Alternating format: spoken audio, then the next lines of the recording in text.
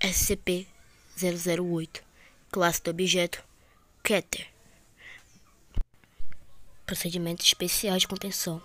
As mostras do SCP-008 são de perigo biológico extremo e todos os protocolos relacionados se aplicam. Medidas de iniciação e radiação serão implantadas em caso de ação política ou militar, que pode resultar na instalação sendo desmantelada uma falha de energia ou zero de comunicação de agentes ou canais externos durante o determinado período de 8 horas. O período de quarentena para agentes deixado na instalação é de 4 meses. Se uma brecha ocorreu, medidas de iniciação e radiação devem ser implantadas. Ele deve ser a política de todos os locais G2 para não preparar um procedimento de evacuação.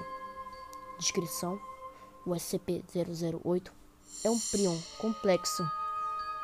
Amostras desse então armazenadas em cada um dos locais G2 conhecidos. A investigação sobre o SCP-008 é altamente classificada e destinado principalmente à pesquisa de prevenção, que pode levar a sentença de SCP-008.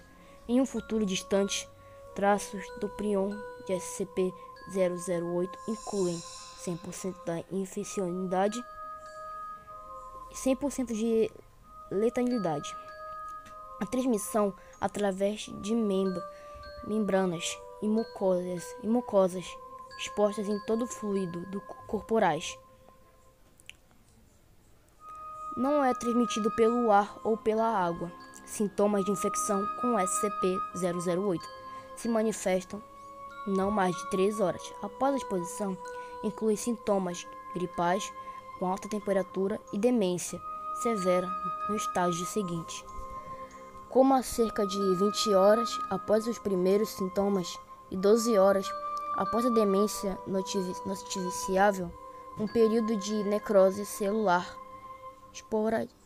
esporádica ocorre e se assemelha à gangrena.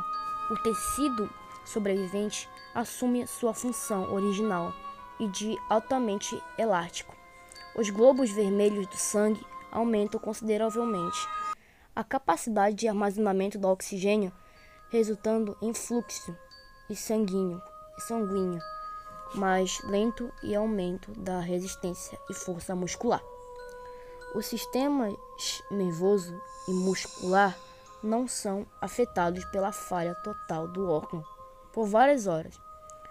Metabolismo pode cair para os níveis extremamente baixos, permitindo que o sujeito sobreviva por mais de 10 anos sem nutrição. A alta viscosidade do sangue resulta em um vazamento significante por tiros de perfuração e ferimentos por corte, comportamento condicionado e coordenação motora, e os mecanismos de comportamento instintivos são danificados e as habilidades cognitivas são severamente retardadas e erráticas. Animais experienciam necrose cerebral excessiva e estão inativos. O sujeito consegue se adaptar aos seus sistemas nervosos danificados, mas é limitado. Atividades físicas básicas, incluindo levantar-se, se equilibrar sobre suas 2 pernas, andar, morder, pegar em objetos e rastejar. O sujeito vai energicamente se mover em direção a locais, sons e cheiros que associem com humanos vivos. O sujeito tentará ingerir humanos vivos se contato físico for feito, neutralizar sujeitos inteiramente infectados requer traumatismo craniano significativo. Há forte evidência que sugere que o SCP-008 em si não for formado naturalmente na Terra, desde que variantes de complexidade similar teria se deslocado na maior parte do acontecente. Em 1959, um pequeno esforço colaborativo com o RSE para localizar locais G2 e eliminar o SCP-008 do negociado após essa descoberta. O status do SCP-008 sob custódia russa desde o fim da colaboração e desconhecido. Adentro do SCP-8, um SCP-500 foi encontrado para ser capaz de curar completamente o SCP-008, mesmo estágios mais avançados da doença. SCP-3912, classificação do objeto, Keter. Procedimentos especiais de contenção. O item não deve ser mantido em uma sala isolada, com luz e apenas uma cama com um colchão confortável. A cela não pode ter nenhuma janela. Nenhuma criança ou adulto deve se aproximar do item SCP-3912. O colchão do item SCP-3912 deve ser trocado a cada 6 meses. Quando o checador entrar na sala, deve largar todos os objetos no chão com calma, senão o item SCP-3912 vai surtar e gradualmente vai matar a pessoa que fez a checagem. Ela nunca pode ir até lá sozinha ou desacompanhada de dados tranquilizantes. O SCP-3912 é uma criatura humanoide. Ele é extremamente rápido. Há relatos de pessoas que morreram com sua pele e carne devorada na floresta. Caso alguém ou alguma coisa se aproxime do SCP-3912, deve seguir olhando para ele com calma, andando para trás. Caso a pessoa que se encontre com ele e comece a correr do SCP-3912, vai ser caçada até a morte, aonde terá sua pele e carne devorada por um humanoide desconhecido. O SCP-3912 é baixo, com 1,75. Ele tem uma audição muito boa, podendo escutar sussurros muito baixos, e isso é vantagem para localizar suas presas. Ele foi encontrado em uma floresta da Sra. Lanka. Os moradores da região o chamam de Troia, um nome dado por um morador de lá da região. Atualmente o SCP-3912 fez 13 vítimas. Antes de ser capturado, 6 das vítimas foram 2 crianças, 3 turistas e perdidos, e um pescador. Essa criatura é extremamente perigosa. Qualquer contato com ela pode ser mortal.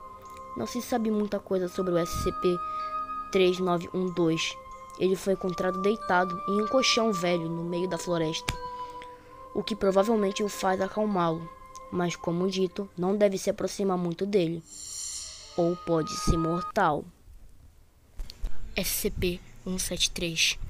Classificação: Euclídeo. Procedimentos especiais de contenção. O item SCP-173 deve ser mantido em uma câmara, trancada em todos os momentos. Quando algum funcionário entrar na câmara de SCP-173, deve estar acompanhado pelo menos 2 outras pessoas, e a porta deve ser retrancada. Após a entrada, em todos os momentos, 2 pessoas devem manter o contato visual direto com SCP-173, até que todos os indivíduos tenham saído e retrancado a câmara. Trazido à Área 19, em 1993, a origem desconhecida até o momento, e o objeto é composto de concreto e reforços metálicos, com traços de tinta spray de marca Krylon. SCP-173 é móvel e extremamente hostil. O objeto não consegue se mover enquanto é mantido em uma linha de visão direta. A linha de visão não deve ser interrompida em nenhum momento. Funcionários designados a entrar na câmara são instruídos a avisar uns aos outros antes de piscar. Relatos mostram que o objeto ataca torcendo o pescoço ou estrangulando, Em caso de ataque, funcionários devem seguir o procedimento de contenção de objetos perigosos, classe 4. Funcionários relatam ouvir ruídos de pedras raspando vindos da câmara quando só SCP-173 se encontra nela.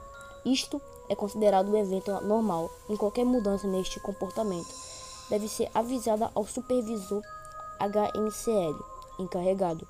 A substância marrom avermelhada no piso uma combinação de fezes e sangue. A origem desses materiais é desconhecida. A câmara deve se limpar 2 vezes por semana.